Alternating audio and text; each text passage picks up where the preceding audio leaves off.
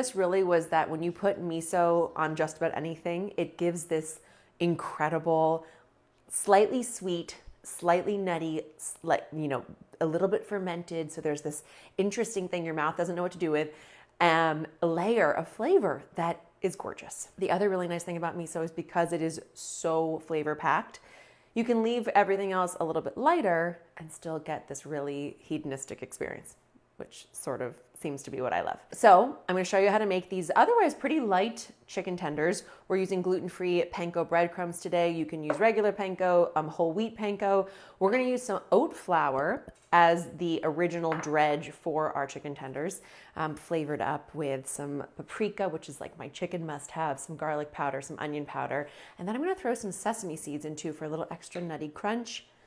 It's delightful. And something so simple like this recipe, every layer of it has to have its flavor coming through, which is why the first step is going to be to give our panko breadcrumbs a little extra toasting experience in the oven. So I'm just going to pour them onto a baking sheet, spread them out like you're sifting for gold, and pop them into a 425-degree oven. Should only take 3 or 4 minutes. It will turn a little bit golden brown. It will just begin that browning experience for the chicken tenders, toast up those little breadcrumbs. It is a hot, hot heat for them in there, so don't forget about them. The first layer of our mix is going to be this oat flour with our onion powder, garlic powder, and paprika, and a pinch of salt and some pepper. Can I just tell you, one of the saddest pieces to me of anything that has the potential to be golden brown, crispy, ultra flavorful, but still light. The thing that drives me craziest when people don't salt enough, because you need the salt to feel like it has flavor. So plenty of salt in this dry mix. Another thing to think about is I added those 2 big teaspoons of salt. Not all of this is going to get used. Like, chicken gets very little dredging in here, so do not be alarmed. Pepper, pepper, pepper. And then at the same time, because I'll be seasoning these up too, I'm going to crack 2 eggs. And this will be a quick little egg wash that we do after our dip through the oat flour. And to our eggs, I'm gonna add a tablespoon of white miso. This is a very mellow miso. You could use yellow or red miso if you wanted more of like a punchy fermented flavor. This one is very sweet and mild.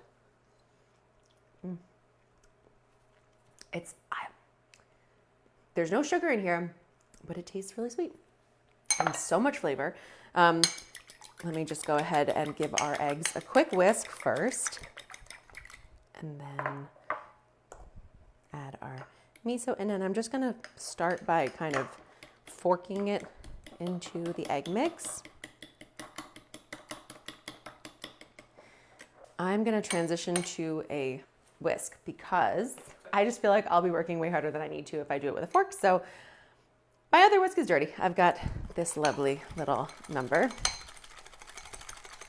And you do want to incorporate the eggs in the miso, have this be a smooth egg wash so that every piece of chicken gets a nice coating of that miso flavor.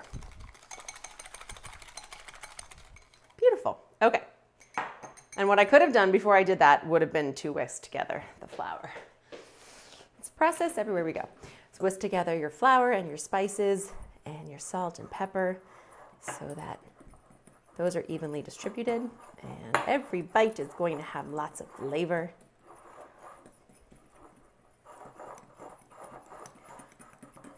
Okay, pinch of salt in with our eggs and some more pepper as well.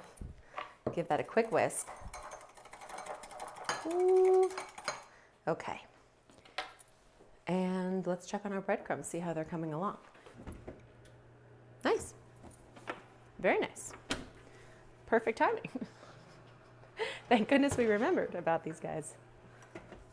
Oh yeah, check out that lightness here, but check out the roasted golden browning effect we've got going on. That's what we're talking about. It smells super nutty and delicious. Give it a quick toss and pour it back.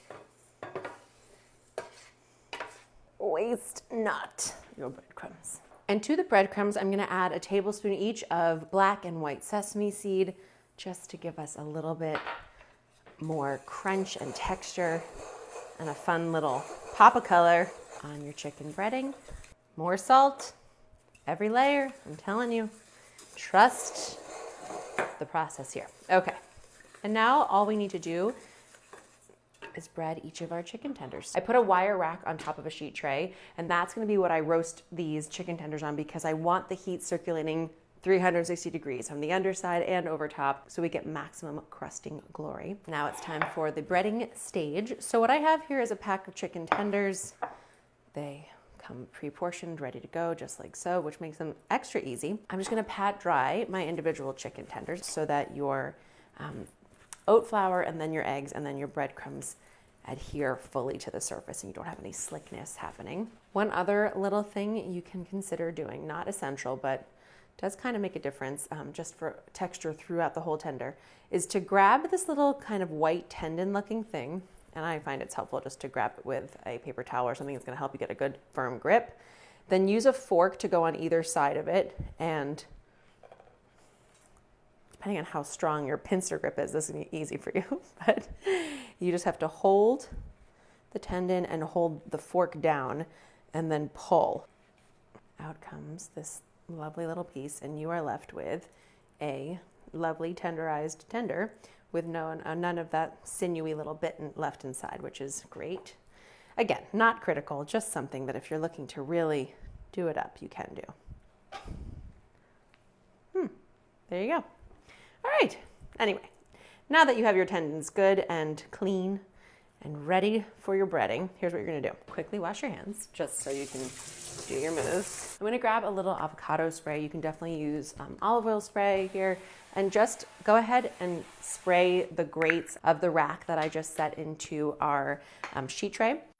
And that's just gonna make sure that the chicken doesn't stick to it as it's cooking. Then for each chicken piece, we're gonna go first into our lovely oat flour combo with all those delicious spices and the salt and pepper. First step of flavoring.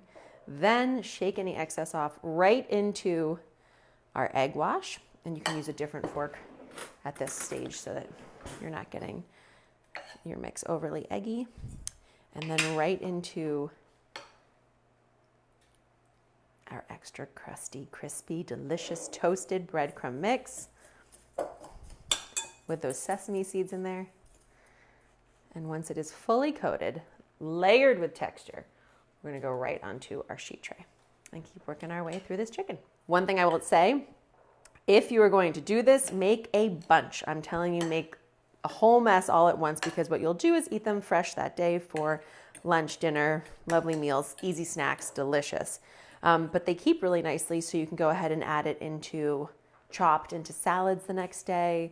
Again, for delicious snacks. It's just a nice thing that once you have this process set up, do yourself a favor and get yourself good and ready for lots of other meals throughout the week. Make sure that every little piece is coated, and off we go.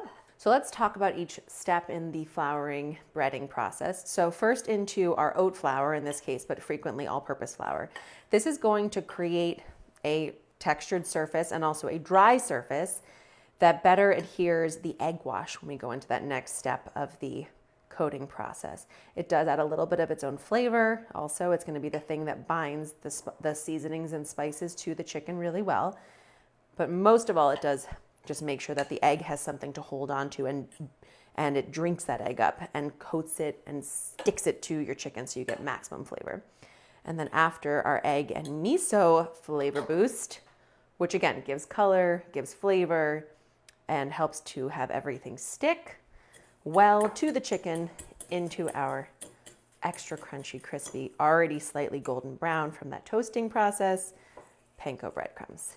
And by the way, there's no need to do it one at a time. I was just making sure you could see the precise process I was following, but do a whole batch all at once. There is no need to be overly precise or specific about it. The whole idea is this is supposed to be easy, delicious, nourishing food that you can make fast, because it's January and we got a lot to do, but we still want yummy chicken. Just want to give a little spritz of suntan oil to each of your chicken pieces, just to help them get that really extra golden brown fry going on the top layer. Into our 425 degree oven. It should bake maybe 14 minutes, 15 minutes. We'll take one out right about then, cut into it, make sure our chicken is nice and cooked through and that the coating is gorgeous. And then we're gonna taste it with our sweet and spicy hot mustard sauce. So if you haven't used miso before, this is what it looks like. It is a fermented paste that can be made from a variety of different things, actually soybeans, barley, different rice, different grains, which develops different flavors. It's super versatile. It can definitely go sweet or savory because it has this wonderful, like salty fermented taste, but also a note of sweetness that's very balancing and very rich and so delicious. So in addition to being super delicious, miso also happens to be really good for you. It's loaded with live enzymes and bacteria because it is a fermented food. Minerals, it's supposed to help with digestion. If you're going to buy it at the store, go ahead and look in the refrigerated section. It comes in usually little buckets like so. Just so you have it in your arsenal of delicious things to add a ton of flavor very easily to a whole bunch of different foods, and today to chicken tenders. So we have just a few minutes left for the chicken to bake away. Let's make a really quick and delicious sweet and spicy mustard sauce. And because I have some miso, I'm gonna go ahead and add that in too. So about a tablespoon of miso paste going in with, let's start with 1, 2, 3, 4 tablespoons, so a quarter cup of Dijon mustard. You can use yellow mustard if you have that. So I'm using this Coleman's mustard today, which gives like a slightly more sort of horseradishy flavor, which I love. There's just like a bite to it, which I love.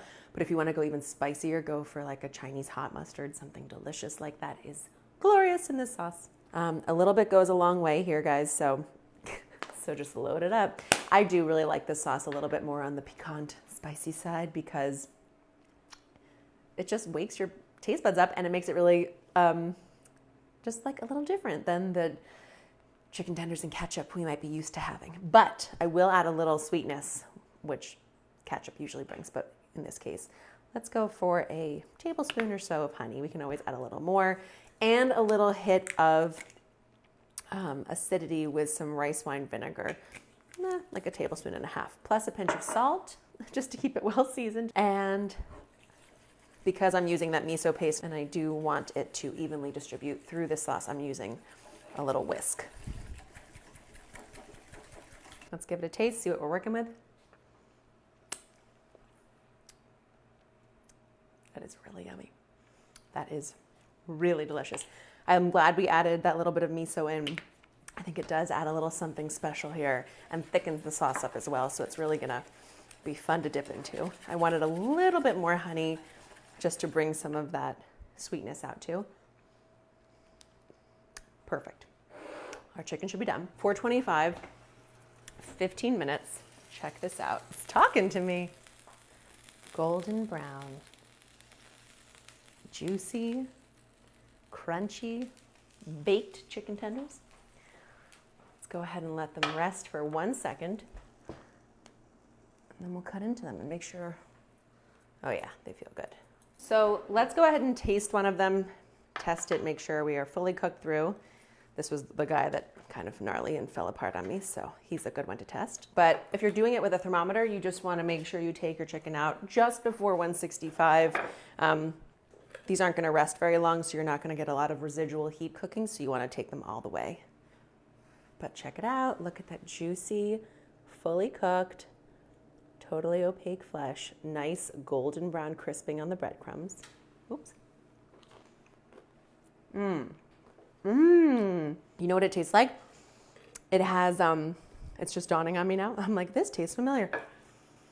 If you ever had like a lobster thermidor or something where they crushed Ritz crackers on top and it has that really like buttery, crackery, crumbly texture on top, tastes like that. But then with a little miso undernote. Oh, let's go ahead and dip the sauce and find out how much miso and mustard play together. Talk about a child's food transitioning, blossoming into a beautiful adult lunch. That sauce is delicious. I'm going to go ahead and say that could be a pretty excellent dressing substitution for like an Asian style chicken salad. Miso, of course, a traditional Japanese condiment. The rice wine vinegar That little note of honey works beautifully too. The chicken in here, guys, is super tender. That egg wash we went through, another benefit of it is it really does sort of lock in that hydration. It gives that nice coating, adds tons of flavor, and then locks in the moisture. So we get juicy chicken, crispy, crumbly topping, decadent, flavorful sauce. Talking with our mouth full, which is a side effect of this dish. And just as you're lifting it off, go ahead and wiggle a little spatula underneath, but because we did go ahead and grease the grate before we put them down, they should come off nice and easily. Oh yeah. Oh my gosh, look at this tower of tender. The Tower of Tender. It's my favorite ride.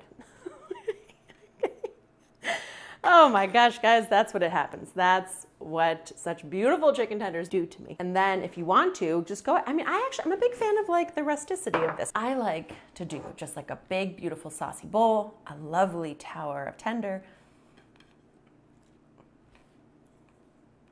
and go to town.